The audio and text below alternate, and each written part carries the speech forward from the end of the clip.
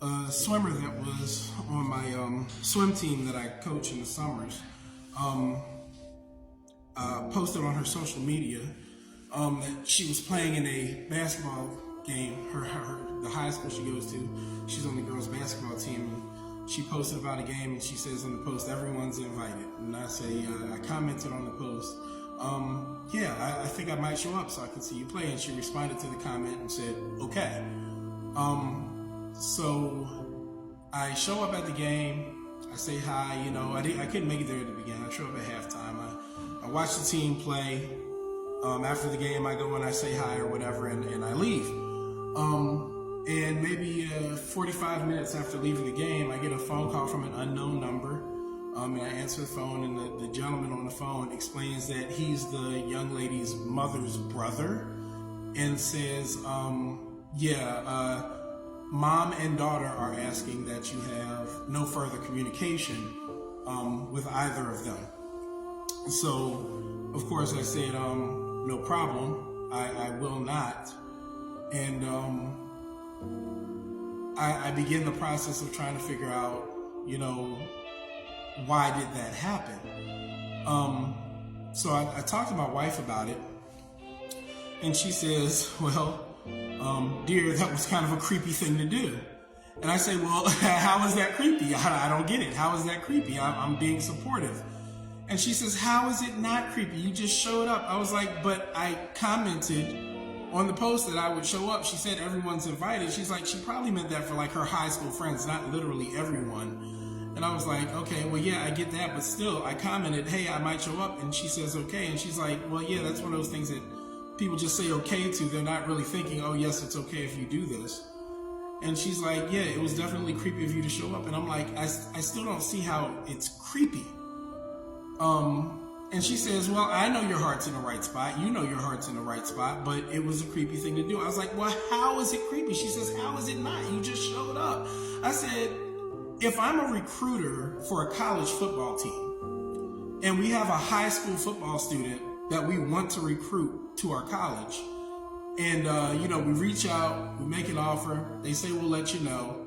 While we're waiting to find out if they're coming, and they have a high school game, I'm going to show up, and I'm going to wear the colors. If I can, I'm going to wear that kid's jersey number and be in the crowds cheering nice and loud, make sure they see me so they know I'm being supportive and encouraging, to influence their decision to attend my college and play football for my college that I work for.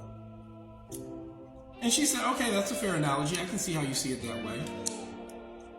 And she thought for a second, and she gave me another analogy. Well, you know what pool you like to work for in the summer? I say, yeah. She says, so what if someone from another pool tries to recruit you to work for their pool? They say, here's how much we're going to pay you. Here's the benefits, here's the perks. You say, okay, I'll let you know. And then a week or two later, after you tell them you'll let them know, they just show up at the school where you work. They're just in the classroom. They just walk in the classroom. Hey, I'm here to show you some support. I'm here to let you know that our company really values you and appreciates you. So I'm here in your classroom space. That has nothing to do with swimming pools or swimming or swim lessons. And I was like, well, yeah, that would be weird. And I started trying to find where there would be a difference in the analogy where it wouldn't apply, and I couldn't find anything. And the point of this is, I have to acknowledge, I didn't do it on purpose. I had good intentions, but it was weird. Doing weird things and doing socially awkward things has always been a part of who I am. Anyone who went to school with me, like grade school, elementary school, high school, college, anyone who was in the Coast Guard with me, they'll tell you I've always been real socially awkward. It's a part of my neurodivergency, for lack of a better term. But I think my point in sharing this story is just, I need to get it off my chest. I know a lot of people would say, oh my God, don't share that. That makes you look like a, a whatever. But I mean, I'm a Christian. I believe that whatever's done in the dark comes to light anyway. There's no need to try to hide anything. And it definitely wasn't that my intentions were in any way bad. This is someone that I was really hoping to encourage and get them on track to have a successful, profitable career. Well, I shouldn't say career, but a successful, profitable summer job lifeguarding before they start getting ready to head off to college. I know my kids have made, like, in the summers in between, their sophomore and junior year, junior and senior year going into college, my kids have made thousands of dollars lifeguarding.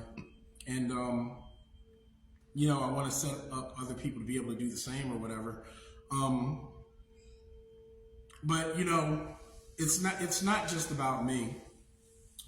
I just want to encourage you, listener, if you are neurodivergent and you do socially awkward things, you do weird things, you do things that put people off,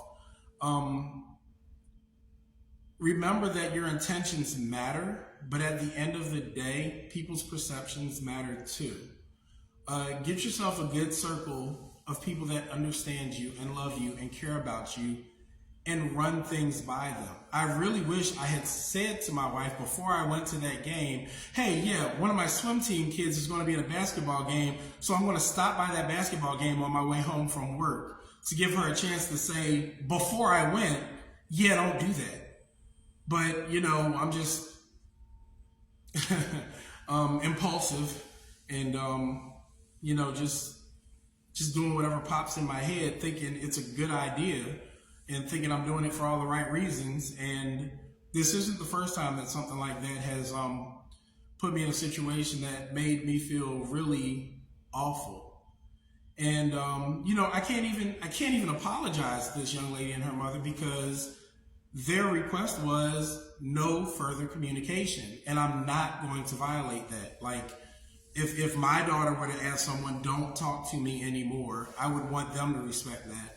So I have to respect that. I just feel awful that, the situation unfolded the way it did. But anyway, thanks for taking the time to listen to this, and have a wonderful day.